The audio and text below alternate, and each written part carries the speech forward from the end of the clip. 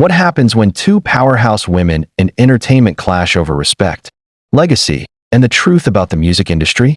The tension was thick enough to cut with a knife when Gladys Knight, the legendary Empress of Soul, sat down with Queen Latifah for what was supposed to be a celebration of her incredible career. Instead, viewers witnessed one of the most explosive interviews in talk show history, culminating in Gladys Knight doing something she had never done in decades of television appearances, walking off set mid-conversation.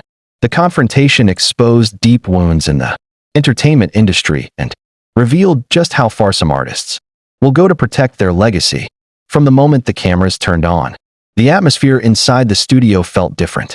Gladys Knight arrived regal and composed in a navy blue blazer, her posture calm, her presence commanding. Across from her sat Queen Latifah, warm smile in place, opening with praise and admiration. The early minutes unfolded smoothly, stories of Gladys's rise with the Pips, her leap into a solo career, and what it meant to be a young black woman in music during the turbulent 60s and 70s. The audience leaned in, hanging on every measured word. Then, subtly, the tone shifted. Queen Latifah leaned forward, voice still gentle but edged with curiosity, asking about alleged tensions with younger artists. Had Gladys ever felt out of step with modern music? Had she dismissed the new generation as less authentic?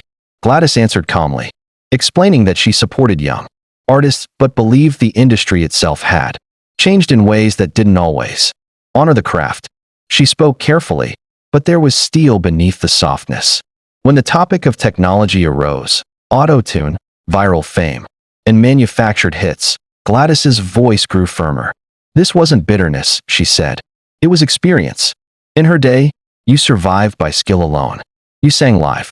You failed and tried again. You earned your place night after night on small stages before ever touching stardom.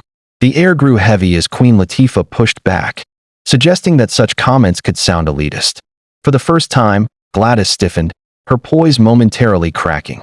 She began recounting her upbringing, the grind, the obstacles, the price she paid for every ounce of success. Elitist? No. Earned. The audience sensed it then. This wasn't going to be another polite conversation.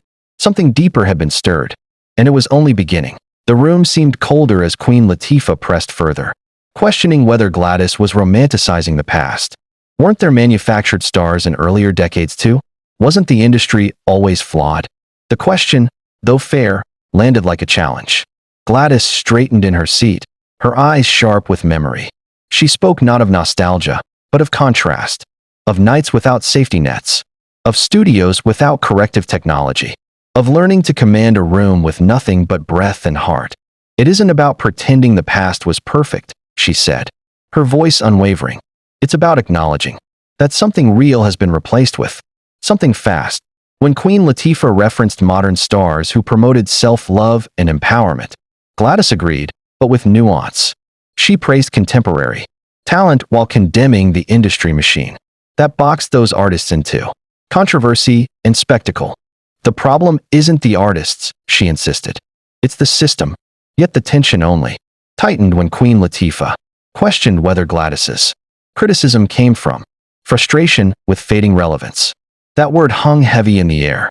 Gladys's fingers gripped the armrests of her chair, knuckles whitening as years of swallowed anger surfaced. I earned everything I have, she said, voice rising.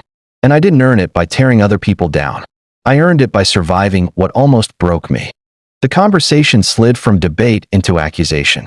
Queen Latifah, visibly frustrated, argued that every generation deserved room to evolve. Gladys countered that evolution without integrity became dilution. The audience sat frozen, watching two giants stand their ground inch by inch. Then came the moment that shifted everything.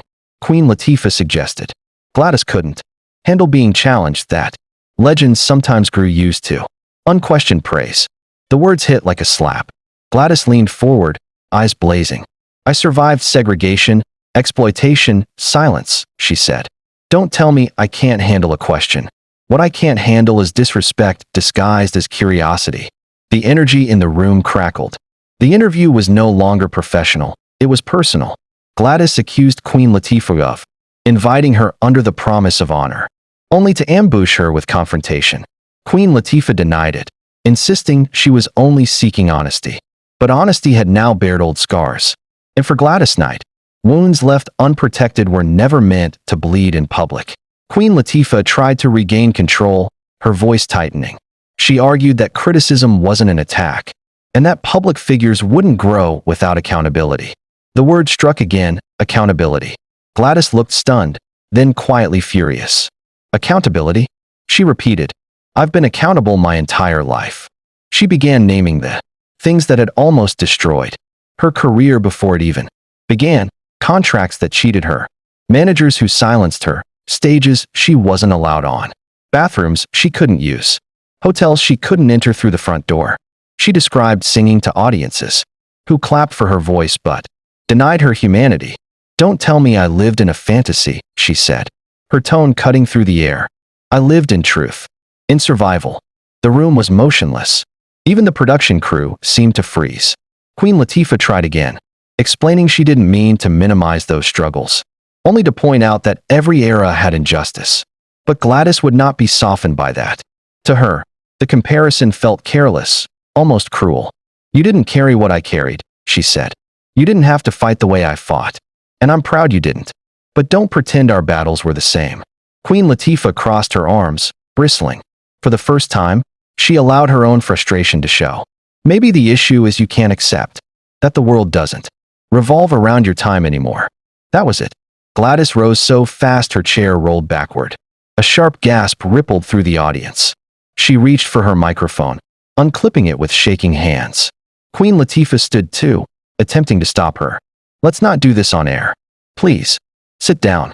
But Gladys was already stepping away, her face lit by studio lamps and something fiercer still, dignity on fire. Adults don't invite people into their home to humiliate them, she said, voice trembling, not with weakness, but restraint. Adults don't use legacy as bait for ratings.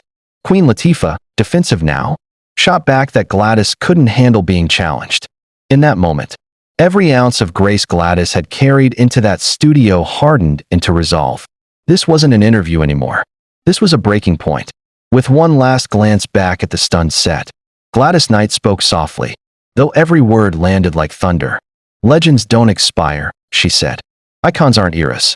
I'm not here begging for relevance. I am relevance, whether you want to admit it or not.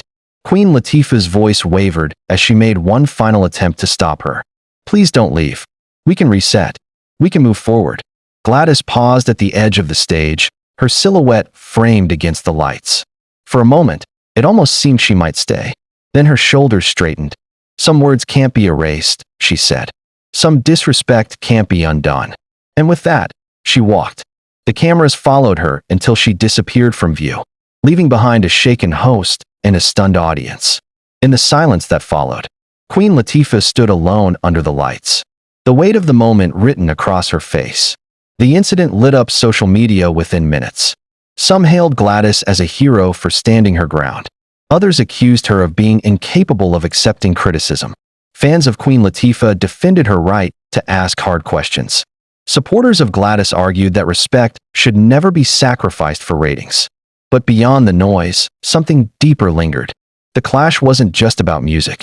It was about history, about who gets to tell the story of the industry, about whether pioneers are honored or challenged only after they've bled for the groundwork, beneath everyone else's feet. For Gladys Knight, walking out wasn't defeat, it was refusal. Refusal to be framed as outdated. Refusal to be simplified. Refusal to become a character in someone else's narrative. And for the audience watching at home, it was a reminder, legends may age, but their worth does not fade. And sometimes, the bravest performance isn't sung. Sometimes, it's silence. Sometimes, it's walking away. Now the question remains with you. When artists stand up for themselves in interviews, are they protecting their legacy or avoiding accountability? Should legends ever be challenged publicly? Or does respect demand a different kind of conversation? The stage is yours.